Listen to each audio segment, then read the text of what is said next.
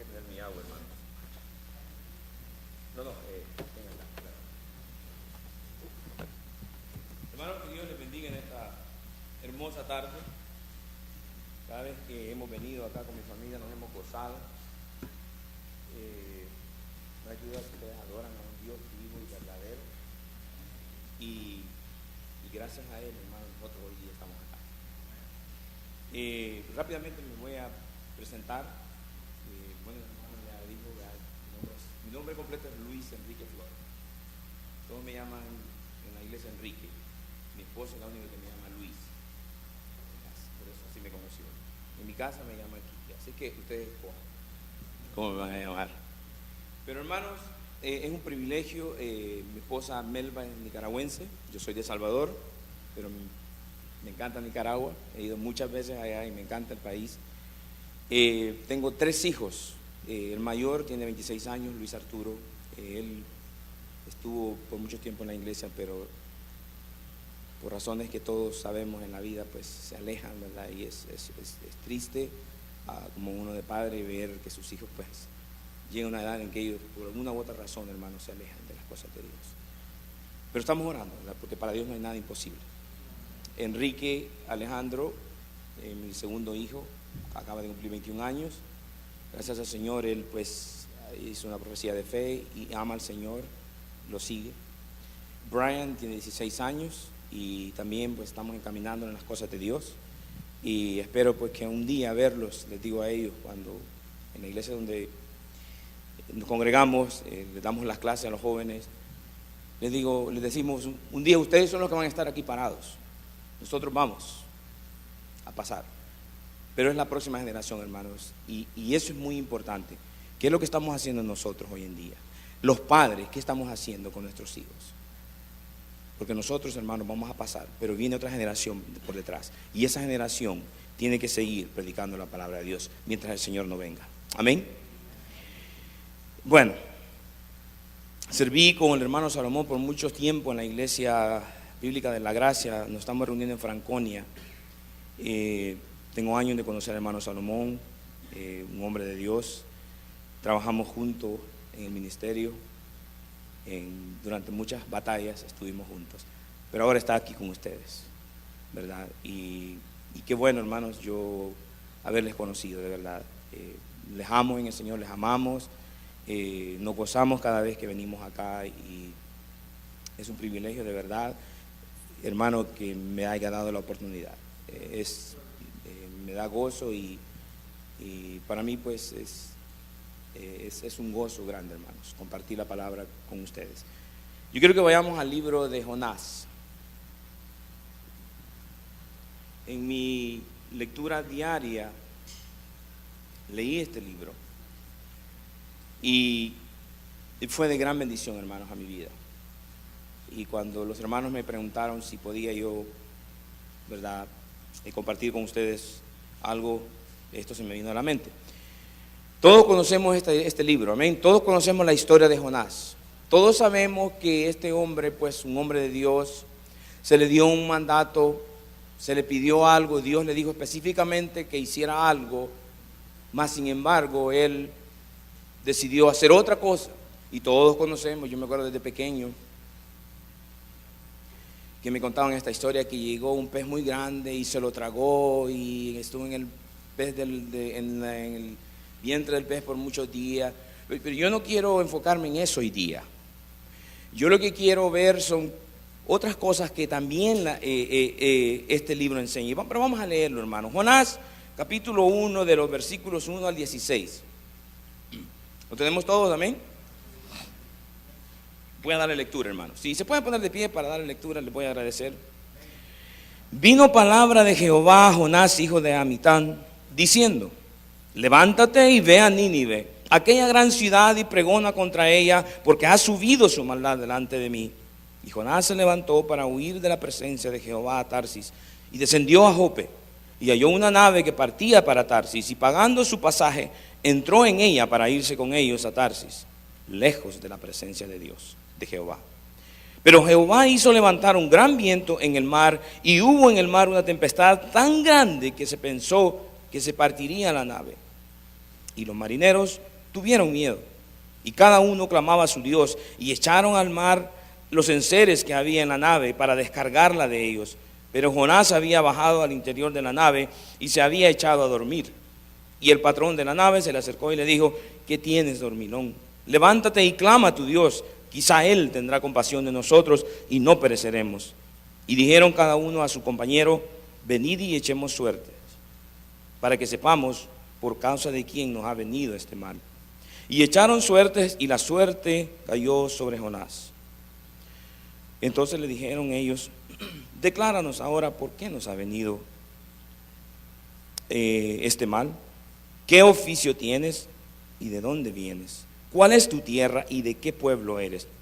Y él le respondió: soy hebreo y temo a Jehová, Dios de los cielos, que hizo el mar y la tierra. Y aquellos hombres temieron sobremanera y le dijeron: ¿por qué te has hecho esto? Porque ellos sabían que huía de la presencia de Jehová, pues él se los había declarado. Y le dijeron: ¿qué haremos contigo para que el mar se nos inquiete? Porque el mar se iba embraveciendo más y más. Él le respondió: tomadme y echadme al mar, y el mar se os aquietará. Porque yo sé que por mi causa ha venido esta gran tempestad sobre vosotros. Y aquellos hombres trabajaron para hacer volver la nave a tierra, mas no pudieron, porque el mar se iba embraveciendo más y más contra ellos. Entonces clamaron a Jehová y dijeron: te rogamos ahora, Jehová, que no perezcamos nosotros por la vida de este hombre, ni pongas sobre nosotros la sangre inocente, porque tú, Jehová, has hecho como has querido. Y tomaron a Jonás y lo echaron al mar, y el mar se aquietó de su furor. Y temieron aquellos hombres a Jehová con gran temor, y ofrecieron sacrificio a Jehová e hicieron votos. Señor, te doy gracias en esta mañana, en esta tarde. Padre, qué hermoso es tener tu palabra en nuestras manos, Señor. Gracias, Padre Celestial, por darnos la oportunidad de abrirla, por tenerla, Señor, delante de nosotros, y porque ella nos guía, Padre Santo. En esta hora yo te ruego, Padre, que no sean mis palabras, Señor, las que salgan de mi boca, sino que sea tu palabra, Padre eterno. Que simplemente, Señor, sea un instrumento en tus manos, y que tu pueblo, Señor, pueda ser bendecido a través de tu palabra. Te ruego todas estas cosas en el nombre de Jesús. Amén. Pueden sentarse, hermano. Hay un canto que nosotros cantamos en la iglesia, en mi iglesia, y lo iba a traer, pero por salir corriendo, para no llegar tarde, se nos me olvidó. Un canto muy hermoso en inglés, pero el pastor nuestro lo tradujo. Se llama Habla Dios, Speak, O Lord. Me imagino que ustedes quizás lo han visto. Si lo buscan en YouTube lo pueden encontrar. Dice lo que me acuerdo: habla, oh Dios, hoy hemos venido acá para escuchar tu palabra. Y hermanos, la palabra de Dios es central y es primordial para nuestras vidas. Y yo sé que ustedes lo saben porque se predica palabra de Dios en esta iglesia. El libro de Jonás, hermanos, nos relata, como les dije al principio, una historia de un hombre que conocía al Señor, que era cristiano. Mas sin embargo, cuando él recibió un mandato, dice la palabra de Dios que él agarró sus maletas. Bueno, dice la palabra de Dios, no, pero él agarró para otro lado. Muchas veces, o casi siempre, hermanos, cuando nosotros hacemos algo o sabemos algo que lo que estamos haciendo va en contra de lo que Dios nos dice en su palabra, o cuando cometemos algún pecado, lo hacemos en secreto, escondiéndonos del ojo humano, y en otras ocasiones decimos: el pastor no está viéndome, él no está cerca, no está mi esposa, no veo a ningún hermano mío alrededor. O quizás decimos o pensamos: si me voy a tal lugar a hacer tal cosa, nadie se va a dar cuenta y nadie me va a ver, nadie me conoce, lo voy a hacer en oculto. O simplemente, hermanos, decidimos huir o escapar de las responsabilidades que Dios nos ha dado como miembros de la iglesia. Total, ¿qué importa? Nadie se da cuenta, nadie me ve, nadie me conoce. Creamos una cierta ilusión, hermanos, que en realidad es el enemigo, el diablo, que nos hace creer que es exactamente eso, una ilusión, que podemos huir o escondernos de la presencia de Dios. Del ojo humano sí podemos escondernos, hermanos, pero de la presencia de Dios no podemos escapar. No podemos hacerlo. Jonás, en el capítulo 1 del libro que lleva el mismo nombre, nos relata exactamente eso. Jonás quiso huir, quiso esconderse, él quiso ocultarse de la presencia de Dios, y mire, qué susto el que se llevó. Qué tremendo lección el que Dios le da por haber desobedecido a lo que él mismo, a lo que Dios le había mandado. Él quiso huir y esconderse. El mismo Jonás relata en el capítulo 2, del versículo 2 al 6, que fue angustiante para él estar en el pez por 3 días y 3 noches. Lamentablemente, hermanos, o providencialmente, mejor dicho, Dios permite ciertas circunstancias en nuestras vidas para hacernos entender, y lo voy a repetir esto, hermanos, providencialmente Dios muchas veces permite ciertas circunstancias en la vida para hacernos entender que de Él no nos podemos esconder o huir, y que al final se hará conforme a su voluntad y Él va a hacer como Él ya lo predestinó. Jonás aprendió duramente que de Dios no se puede esconder ni huir. En Jonás capítulo 1, los primeros 2 versículos, 1 y 2, vemos que hay un mandato de parte de Dios para Jonás. Vino palabra de Jehová a Jonás, hijo de Amitai, diciendo: levántate y ve a Nínive, aquella gran ciudad, y pregona contra ella, porque ha subido su maldad delante de mí. Aquí hay una orden, hermano, un mandato específico y claro que Jonás está recibiendo. Levántate y ve. En otras palabras, Dios le estaba diciendo: yo quiero que vayas y prediques y hagas lo siguiente, ¿verdad? Lo mismo le dijo el Señor Jesús a sus discípulos en Mateo capítulo 28, versículo 19, cuando Él le dijo: por tanto, id y haced discípulos a todas las naciones, bautizándolos en el nombre del Padre, y del Hijo y del Espíritu Santo. El Señor Jesucristo prácticamente le dijo a sus discípulos lo mismo que Jonás le estaba hablando.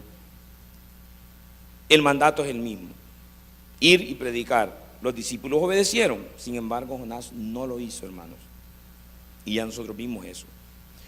Veremos brevemente, gracias, hermano, 3 puntos, si nos permite el tiempo, y me van a decir hasta qué horas tengo, hermano. Generalmente le digo a mi hijo que me avise.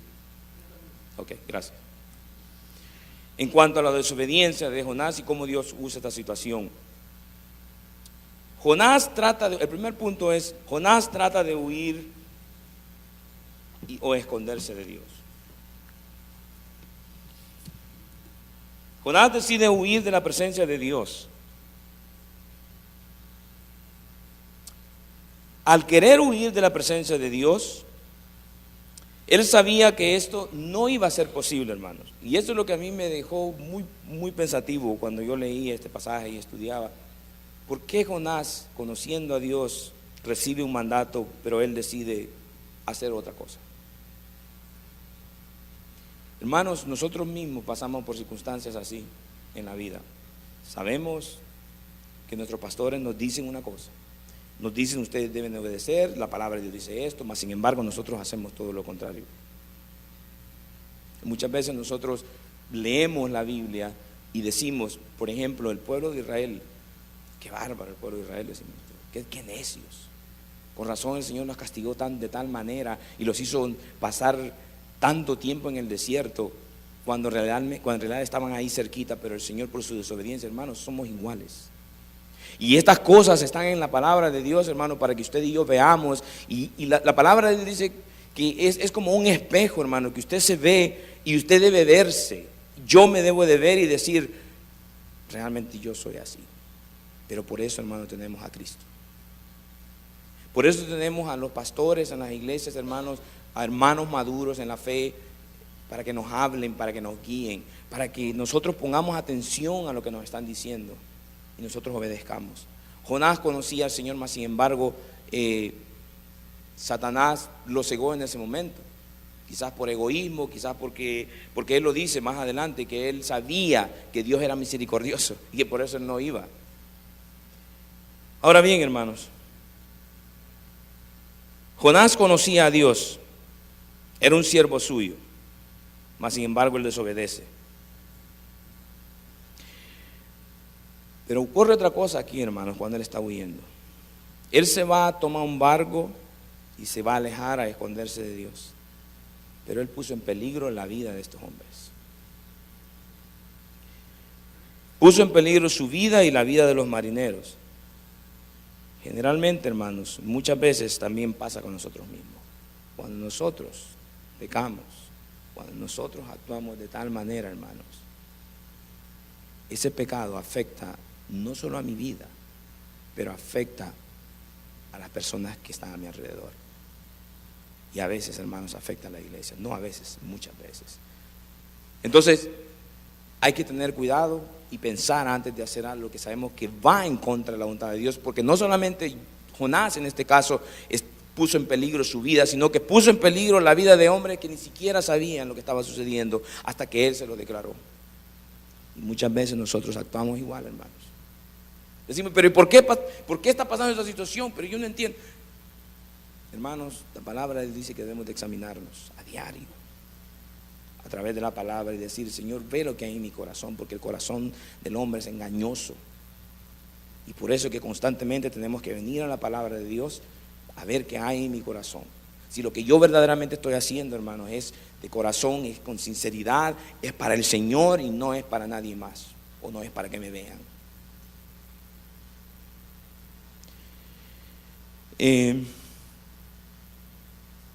Muchas veces sucede lo mismo con nosotros.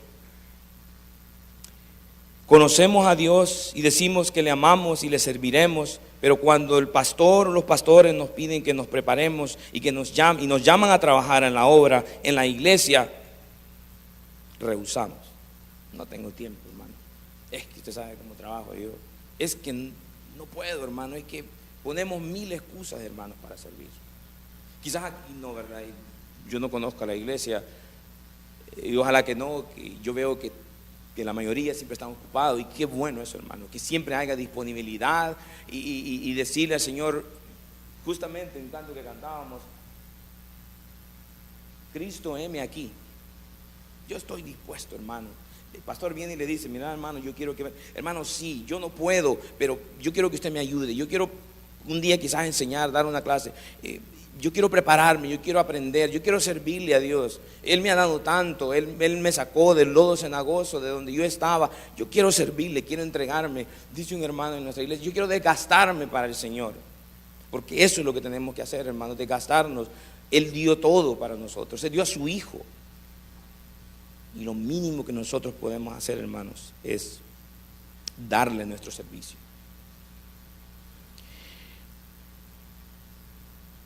Cuando los pastores nos llamen a trabajar, hermanos, no desaprovechemos la oportunidad, no despreciemos ese llamado. Nuestras desobediencias muchas veces ponen en peligro, como dije, a las vidas de los que nos rodean, a nuestros seres queridos. Pero Jonás trató de huir, trató de esconderse. Quiso hacer algo que nosotros diríamos, pero es ilógico que este hombre hubiese querido huir de la presencia de Dios. Hermanos, no nos podemos ocultar o huir de la presencia de Dios. Miren lo que dice el Salmo 139, del 7 al 12.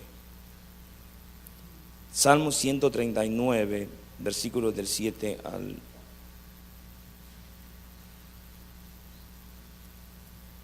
Permítame.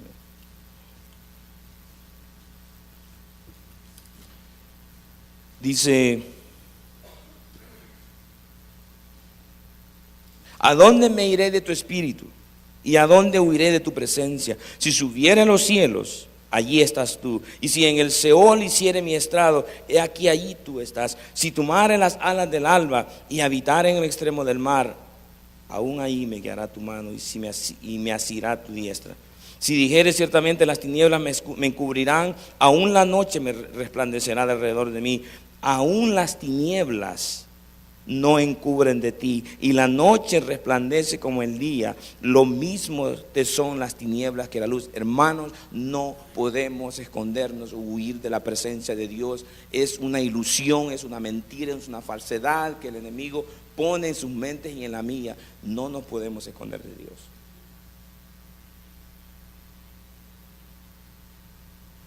Para Él las tinieblas no encubren de ti, y la noche resplandece como el día. Lo mismo le son las tinieblas que la luz, hermano. Esto es tremendo. Generalmente, hermanos, los que son los malos, los ladrones, los que hacen cosas, esperan la oscuridad de la noche para hacer cosas, porque según ellos nadie los está viendo. Dios sí los está viendo. Y tengamos cuidado, hermanos. Tengamos mucho cuidado. Porque el pastor no está presente en ese momento quizás, pero Dios sí. Dice que nosotros somos templo y morada del Espíritu Santo, amén.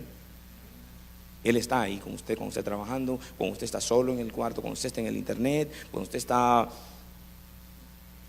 viendo lo que sea. Dios está ahí.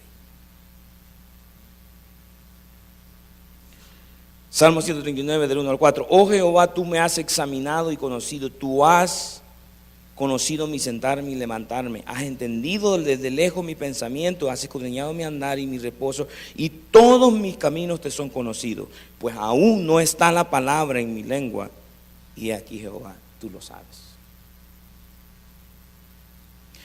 Por más que tratemos, hermanos, nunca vamos a poder huir de la presencia de Dios. Dios es omnipresente. Vimos no hace mucho los atributos de Dios en la iglesia. Dios es omnipresente, ustedes saben qué es eso, ¿verdad? Él está en todo lugar. De Él no podemos escondernos. Jeremías 23, del 23 al 24 dice: ¿soy yo Dios de cerca solamente, dice Jehová, y no Dios desde muy lejos? Y dice: ¿se ocultará alguno, dice Jehová, en escondrijos que yo no lo vea? ¿No lleno yo, dice Jehová, el cielo y la tierra? En una oración de dedicación del templo que Salomón le hizo a Dios, dijo lo siguiente en 1 Reyes, capítulo 8, versículo 27. Pero es verdad que Dios morará sobre la tierra. He aquí que los cielos de los cielos no te pueden contener, cuanto menos esta casa que yo he edificado. Esa ilusión de que podemos hacer algo en oculto y que nadie se dará cuenta, o que podemos huir de la presencia de Dios, es solamente eso, hermanos, es una ilusión. Jonás trató de hacerlo, pero no le resultó. Segundo punto, hermanos, rápidamente. Veo en los versículos del 4 al 6, estos hombres dicen, vamos a leer Jonás de nuevo.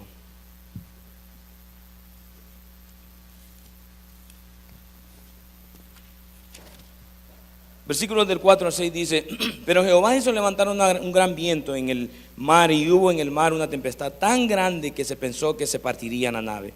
Y los marineros tuvieron miedo, y cada uno clamaba a su Dios. Dejémoslo ahí. Clamando a otros dioses sin tener respuesta.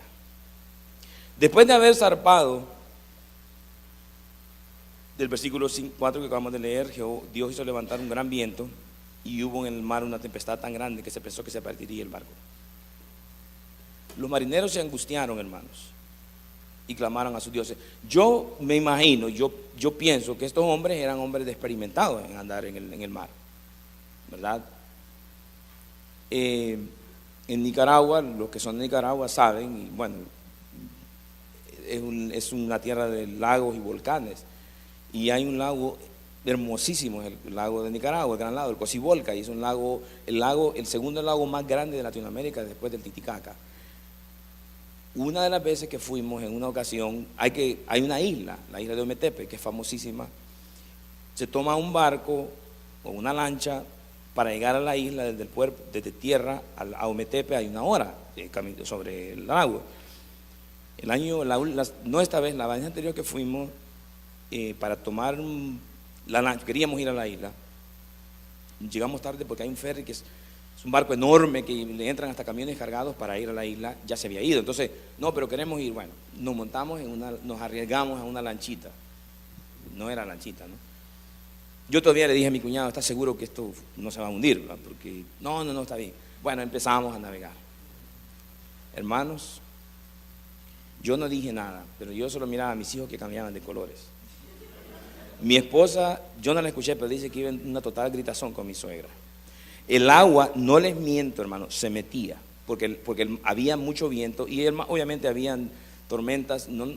Yo no sé si allá se dan cuenta de eso o son precavidos, me imagino que sí, ¿no? Pero esa vez hubo una turista española que iba a mi lado, que se levantó diciendo un montón de cosas, malas palabras, porque no aguantó y me dijo, nos vamos a morir acá. Y se levantó porque llegó un momento que cuando el barco iba así, las olas hay olas, hermano, en ese barco. Se metió el agua a la lancha. Fue horrible. Al final vimos a unos que estuvieron hasta vomitando porque era demasiado. Bueno, el punto es que fue una experiencia no grata. Al final pues todo lindo, llegamos al lugar y espectacular la vista, la isla en medio de un lago enorme. Bueno, pero lo que te quiero decir con esto es que imagínense lo que pasamos nosotros. No fue nada quizás comparado con lo que estos hombres vieron en ese momento. Una tormenta se levanta, hermano, y unos hombres experimentados, porque yo incluso miraba a los que andaban en el barco, los que los manejan, los muchachos se subían, se bajaban, como que nada. La gente que vive ahí, que iba, uno iba hasta dormir, una señora, yo digo, wow. O sea, nosotros íbamos como que ya no aguantábamos. Pero el punto es, hermano, que lo que les quiero dar a entender es que esta tormenta no se parece a la que nosotros vivimos, eso no era nada. Estos hombres tuvieron temor, o sea que tuvo que haber sido algo mucho más grande y temeroso. ¿Y qué hicieron ellos? Y los marineros tuvieron miedo y cada uno clamaron a su Dios. Dice que ellos clamaron a su Dios sin tener respuesta. Incluso trataron de controlar la barca sin poder lograrlo. En el versículo 5 dice que echaron al mar los enseres que había en la nave para descargarla de ellos. Y el versículo 13 dice que y aquellos hombres trabajaron para hacer volver la nave a tierra, mas no pudieron. Aquí hay otra lección que se me vino después, anoche, que dije la voy a poner para nuestras vidas. Hay tormentas en nuestras vidas, hermanos. Hay dificultades. Yo recuerdo cuando mi mamá falleció, nosotros fuimos a verla. Ella estaba enferma y se tuvo que hacer una operación, pero era una operación rutinaria, pues. Mi mamá tenía 83 años. Fuimos los 3 hermanos que estamos acá, varones, y bueno, todos contentos. Los 2 hermanos mayores que estaban allá nos reunimos, incluso ella me celebró el último cumpleaños. Y la llevamos al doctor y todos los exámenes, sí, estamos bien, llegamos, la internaron, la prepararon, pasamos todo el día casi ahí. Luego cuando ya la internaron, nos quedamos ahí, nosotros orando con mi hermano. Ella tenía temor, obviamente, ¿verdad? Y pasó como 2 horas más o menos, la operación duró, luego salió del quirófano, la sacaron y todo bien. No, tu mamá está bien, qué bien. Incluso la vimos, la hablamos y la enfermera nos dijo, miren, se pueden ir a su casa, no se preocupen, nosotros vamos a estar acá. Venimos a la casa, hermanos, le llamamos, yo le llamé a mi esposa, a todos los familiares, mi mamá está bien, salió bien y todos contentos, hemos estado orando, qué bueno. Ya luego nos habíamos estado relajando, íbamos a comer ahí en El Salvador. Suena el teléfono en la casa y lo contesto. Si a lo que habla, señor fulano, si yo soy el doctor fulano de tal, quiere hablar con usted. Y yo le dije, porque antes de entrar en esto, yo le dije al doctor, ¿usted está seguro que mi mamá no va a tener ningún percance y que mi mamá va a estar? Porque aquí nos habían dicho que no se operara. Mi mamá insistió allá, pues bueno. Y el doctor me dijo, no hay que ser pesimista, hay que pensar siempre en, ok, está bien. Entonces yo le dije, bueno, me dice él, su mamá falleció. El piso se movió, hermano. Yo no hallaba ni qué decir. Acababa de verla Me vine para la casa, le llamé a mi esposa y le dije, está bien, mi mamá salió bien y todo el mundo feliz. Y 2 horas después, hora y media después, nos llaman y nos dicen, mi mamá ha fallecido. Llamé al pastor, llamamos al pastor, bueno. Lo que les quiero decir con esto, hermanos, que todos pasamos por situaciones difíciles en la vida. Usted ha perdido un trabajo, o su hijo ha sido de rebelde, se ha ido de la casa, o la situación en su hogar es tremenda, o hay lo que sea, son tormentas que vienen en la vida, hermanos. Pero mire, cualquiera que sean, ya sea de salud, tenemos un hermano en la iglesia que necesita trasplante de riñón, él se está haciendo diálisis a diario. En fin, situaciones difíciles. Nos asustamos, nos desesperamos, y con razón, hermanos. Pero no hay que desesperarse ni buscar respuestas o soluciones donde no las hay. Si hemos desobedecido, confesemos nuestro pecado y volvamos a Dios y confiemos en Él. Rindámonos a Él, humillémonos delante de su majestad. Solo hay un único y sabio Dios que calma las tempestades, hermanos, que aún el viento y el mar le obedecen, pues Él los creó. En Mateo capítulo 28, 23 y 27, Jesús y sus discípulos se encuentran en una barca mientras Jesús duerme.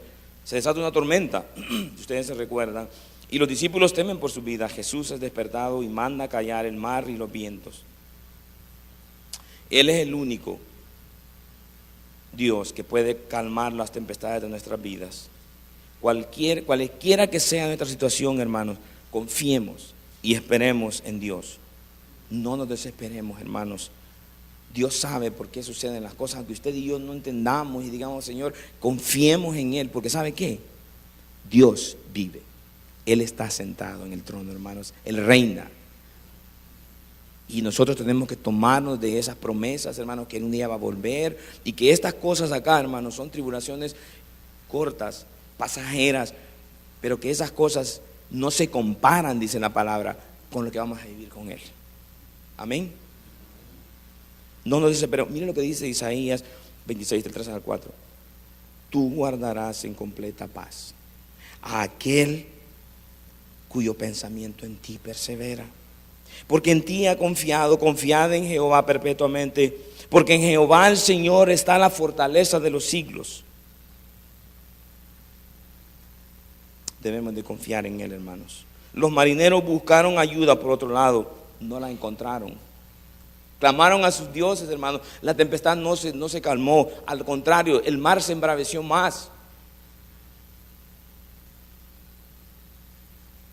Confiaron en sus propias fuerzas, en sus destrezas, pero de nada les sirvió.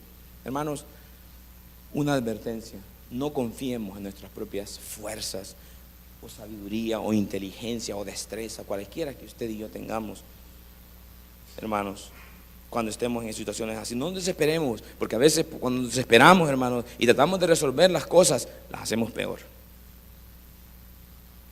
Confiemos, hermanos, y descansemos en Cristo Jesús. En medio de las tormentas o dificultades que pasemos en esta vida, ya sean por desobediencia o los designios de Dios, busquemos a Dios, humillémoslos delante de Él y confiemos en Él. El último punto, hermanos, para terminar. Después de toda la situación que pasan, Jonás confiesa y dice, ¿saben qué? Yo soy el culpable. Ellos echan suerte. Bueno, el patrón de la nave se le acercó a Jonás en el versículo 6 y le dice, ¿qué tienes, dormilón? Levántate y clama a tu Dios, quizá Él tendrá compasión de nosotros y no pereceremos. Y dijeron cada uno a su compañero, venid y echemos suertes para que sepamos por causa de quién nos ha venido este mal. Y echaron suerte y la suerte cayó sobre Jonás. Entonces ellos le dijeron, decláranos ahora tú, ¿por qué nos ha venido este mal? ¿Qué oficio tienes y de dónde vienes? ¿Cuál es tu tierra y de qué pueblo eres? Y él le respondió, yo soy hebreo y temo a Jehová, Dios de los cielos, que hizo el mar y la tierra. Al final de la odisea, cuando ya sus fuerzas no daban, hermanos, más, después de haber tratado de hacer todo ellos mismos, todo lo que podían sin tener un buen resultado, sus dioses no les escucharon, el mar se iba embraveciendo más y más. Entonces finalmente claman a Jehová Miren el versículo 14. Bueno, veamos en el versículo 11, dice: ¿qué haremos contigo para que el mar se nos aquiete? Porque el mar se iba embareciendo más y más. Él le respondió: tomadme y echadme al mar, y el mar se os aquietará, porque yo sé que por mi causa ha venido esta gran tempestad. Al menos reconoce Jonás que él es el causante de esta situación. Entonces, hermoso, hermano, lo que pasa en el versículo 14. Entonces clamaron a Jehová y dijeron: te rogamos ahora, Jehová, que no perezcamos nosotros por la vida de este hombre, ni pongas sobre nosotros la sangre inocente, porque tú, Jehová, has hecho como has querido. Estos hombres reconocieron que estaban ante el Dios Todopoderoso, Creador del universo, y su actitud es de humillación, hermanos, ante el Creador del universo, ante su Creador. Ellos reconocen que no pueden hacer nada, que están indefensos, y se humillan ante Dios, el único que puede calmar las tempestades, el que trae paz y tranquilidad. Después de haber echado a Jonás al mar, el mar se aquietó de su furor, dice el versículo 15. Pero algo más hermoso sucede, hermanos, en el versículo 16.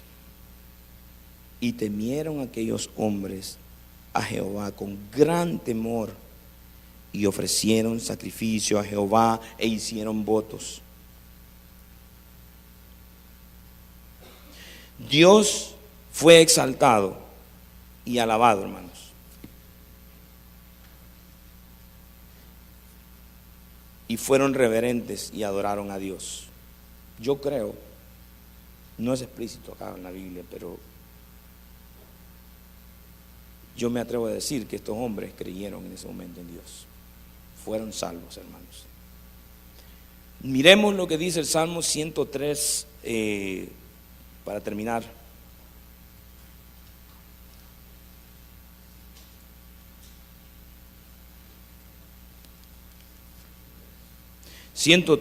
Y vamos a leer versículos 11, 13 y 17. 103 dice: porque como la altura de los cielos sobre la tierra, engrandeció su misericordia sobre los que le temen, como el Padre se compadece de los hijos, dice el versículo 13, se compadece Jehová de los que le temen. Y el 17: mas la misericordia de Jehová es desde la eternidad y hasta la eternidad sobre aquellos que le temen, los que se humillan delante de Dios, hermano, y los que le temen, reconocen quién es Él. Dios tiene misericordia de ellos. Amén. Mas la misericordia de Jehová es de la eternidad hasta la eternidad sobre los que le temen. Dios tuvo misericordia de estos hombres y de Jonás a salvarlos de un naufragio y de una muerte segura. Aún el pez que tragó a Jonás, hermano, cuando éste es echado al mar, es una providencia y misericordia de Dios para llevar a cabo su plan. Hermanos, Dios tuvo misericordia de estos hombres y de Jonás, a pesar de su desobediencia. Los marineros encontraron salvación y Jonás tuvo una segunda oportunidad para ir a predicar a Nínive, como Dios le había mandado desde el principio, aunque tuvo que pasar por una situación muy difícil. Igual es con nosotros, fíjese. ¿Sabe por qué? A pesar de nosotros mismos y de nuestra pecaminosidad, Dios nos ha salvado y ha tenido misericordia de cada uno de nosotros, sus hijos, perdonándonos de nuestros pecados. Aunque a cada momento le fallamos, Él nos perdona. Dice el Salmo 108, versículo 3: misericordioso y clemente es Jehová, Él es lento para la ira y grande en misericordia. Al mismo tiempo, hermanos, al mismo tiempo, debo de darle una advertencia. Tengamos cuidado y no juguemos con Dios, ni tratemos de evadir nuestras responsabilidades como hijos de Él, tratando de huir o escondernos de su presencia. Apocalipsis 3:19 dice: yo reprendo y castigo a todos los que amo, dice la primera parte del versículo. De Dios no podemos huir, hermanos. Dios es soberano, Dios está en todo lugar y Él va a llevar a cabo, hermanos, su plan, aún a pesar de usted y de mí, porque Él cumple lo que promete. Vamos a orar. Señor, gracias te doy por este tiempo hermoso, Señor,